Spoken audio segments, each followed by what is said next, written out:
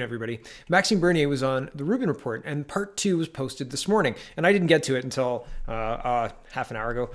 And this is a really meaty interview. It's really, really good. I really enjoyed it. I thought Mr. Bernier did a good job illustrating a lot of the really biggest, most contentious issues in Canadian politics, and he talked about it with somebody who sounds like he knows what he's talking about. Somebody sounds like he understands how big the problem is, how complex it is to deal with, and actually has a plan with going forward to deal with it. Okay, so I'm going to go through. I've got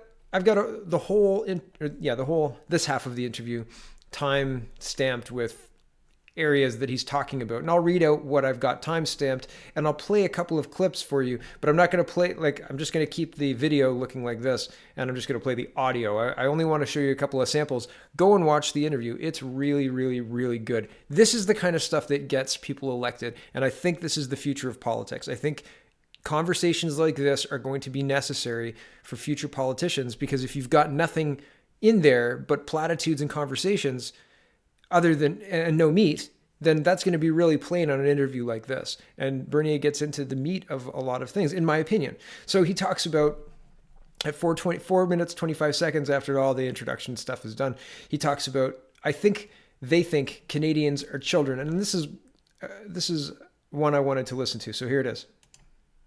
I don't know. I would view it as almost a very dim way of viewing humans, that if we all weren't controlled, that endless evil would spread everywhere, or something to that effect. I think they believe that Canadians are children, and they must follow regulation. But I trust, I have faith in people. I have faith that they have the ability, the dignity, and the right to make their own decision and determine their own destiny. That's important for us. That's important for me.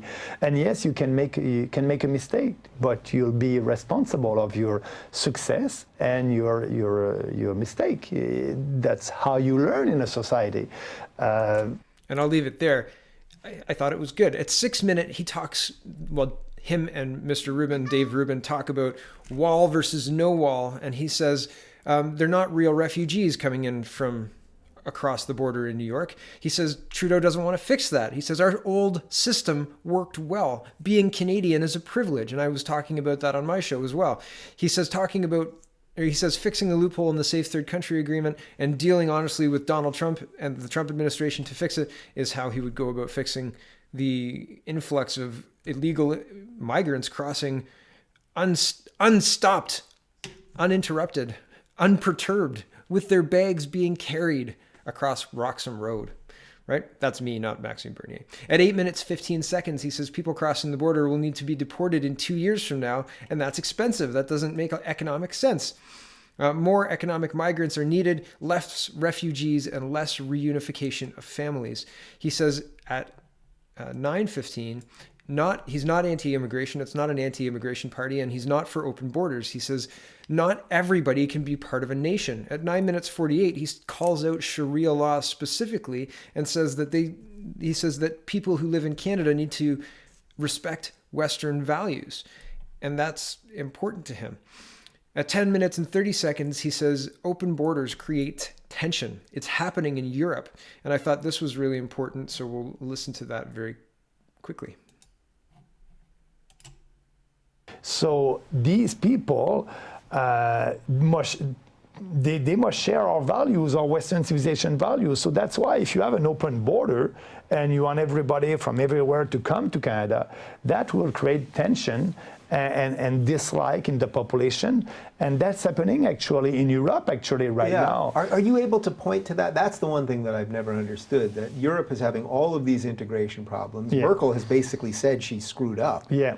After letting 1 million people in. Yeah. Are you able to point to that and say, you see, they might have, that's the warning. I'm doing that. Journalists are telling me, Maxime, nothing happened in Canada. It's a great country. I said, yes, it is a great country. But I want this country to be like that in 20 years from now. So that's why we must have the discussion right now. So I'll leave him there. Again, he touches on a lot of and what the conversation has to be about, and why he believes what he believes. And what he believes is bringing in economic migrants. And then he talks about it at 12 minutes, 30 seconds. And by economic migrants, I mean the people he's talking about are people who have jobs set up, ready to go. Not we're bringing in 100,000 people and get jobs ready for them because they need to be employed when they get here. I don't care how much tax money it costs, right? Because they're paying for optics then. I'm talking about the first one, filling jobs that can't be filled by Canadian people. And I understand how politicized and how fraught of a statement that is. But I'm going to reiterate, any federal party that comes in with a zero immigration plan into the 2019 election gets laughed out of the room, period. The only legitimate play that a federal party can propose, I'm saying the small or the reduction amount that would be acceptable and not laughed out of the room is, in my opinion, what Mr. Bernier is proposing, which is a return to the Harper years.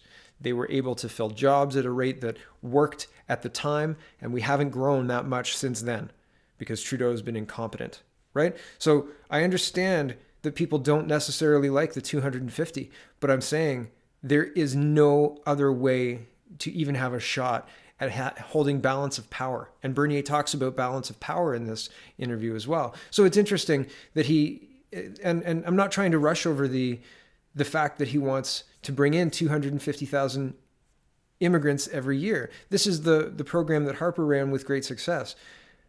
I understand all of the other arguments around it, and I still feel like Bernier's plan is the best one. Okay, so I just want to preempt the comments on that. I have been reading and I have been looking at everybody's comments, so I appreciate them.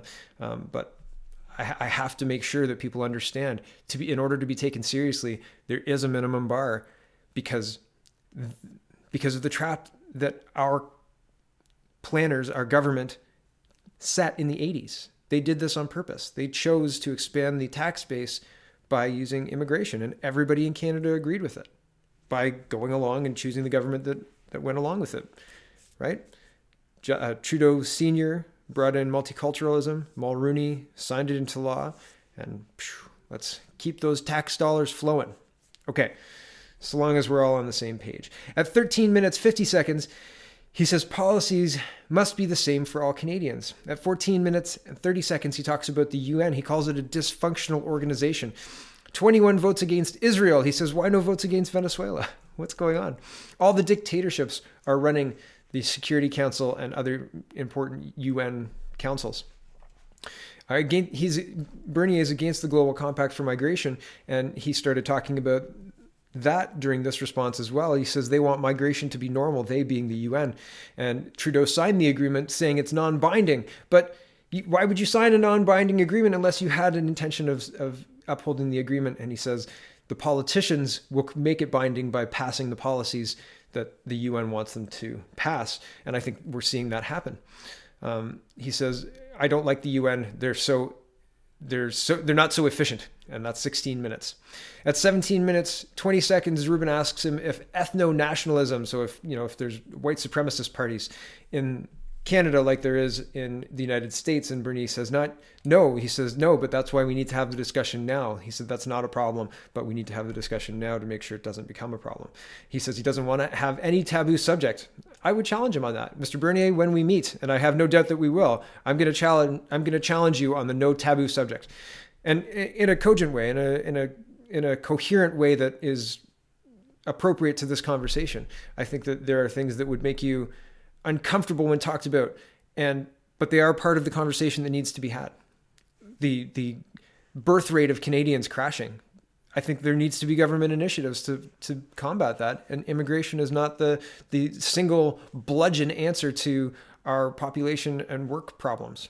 That's part of it, right? Okay. 18 minutes, 30 seconds, he talks about splitting the vote and really goes deep into that. At 22 minutes, he says he thinks he can beat Trudeau. The most important thing is to have a candidate in every riding. He's present on the national debate stage. He wants to be in the national campaign on the debate stage. And by doing that, he's going to challenge the other party leaders. And he says, be part of the change. At 24 minutes, 30 seconds, he says they have a discussion about Judeo-Christian values. You can tell Mr. Rubin has been touring with Jordan Peterson. I've been schooled on the Judeo-Christian difference, blah, blah, blah, which is interesting. I'm learning stuff, so I appreciate it, commenters. I do read your stuff. But he said they have a long discussion on the Christian values having been replaced by the state. And Bernier talks about how the church was a very big part of French or Quebec French culture in the 50s and 60s, and that was replaced by a big fat nanny state in the 80s and 90s, right? So interesting first person watching it in real time, like as he becomes an adult, right? Somebody who's raised in that environment and then watching it change. It must feel like we all feel watching our environments change, which must be shocking. At 25 minutes, 50 seconds, they have a discussion about everything becoming political. And Bernier says, too much faith in politicians to change things. We need to give people responsibility. And he says, people must be responsible and we must have smaller government. And they have kind of a wrap-up conversation then. And a couple of times it sounds like Bernier gives his wrap-up speech, but it's all meaty stuff that is talking about stuff that regular politicians, up to and including party leaders, shy away from most times. So take that for what it's worth. I personally like it. I like a politician who's unafraid to take big topics like that and have a meaty conversation, seemingly unfiltered. There didn't seem to be a lot of edits in the interview, and put it out on the internet, right? So it's an impressive thing to see. I think this is where politicians are going to be. It's going to be a requirement, I think, as we move forward and have this technology available. Interesting stuff. Thanks for watching, everybody. That's it for this afternoon, and thanks for watching. Check out the peoplespartyofcanada.ca if you want to learn about Mr. Bernier. And watch the Rubin Report. This was an interesting one. Okay. Thanks for watching, everybody. Have a great one.